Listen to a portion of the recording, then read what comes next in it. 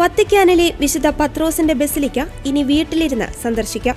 അതിസങ്കീർണ സാങ്കേതിക വിദ്യയുമായി Microsoft AI.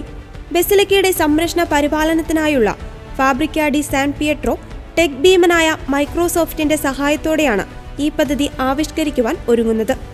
വത്തിക്കാനിലെ വിശുദ്ധ പത്രോസിന്റെ ബസിലിക്കയുടെ മനോഹാരിത ഡിജിറ്റൽ സാങ്കേതിക വിദ്യയുടെയും നിർമ്മിത ബുദ്ധിയുടെയും സഹായത്തോടെയുള്ള ആസ്വാദനത്തിന് വഴിയൊരുക്കുന്ന പദ്ധതിക്കാണ് ഇപ്പോൾ തുടക്കം കുറിച്ചിരിക്കുന്നത്. ചരിത്രവും കലയും ആധ്യാത്മികതയും ഇഴചേർന്ന് ലോകത്തിലെ അതുല്യ ദേവാലയമായി കണക്കാക്കുന്ന വിശുദ്ധ പത്രോസിന്റെ ബസിലിക്ക റോമിലെത്താതെ തന്നെ സന്ദർശിക്കുവാൻ തീർത്ഥാടകർക്കും സന്ദർശകർക്കും അവസരം നൽകുന്ന പദ്ധതിയാണിത്. ഡ്രോണുകളും ക്യാമറ കണ്ണുകളും ലേസർ സാങ്കേതിക വിദ്യയും ചേർന്ന് ദേവാലയ ഉൾവശത്തിന്റെ 4 ലക്ഷം ദൃശ്യങ്ങളാണ് ഒപ്പിയെടുത്തത്.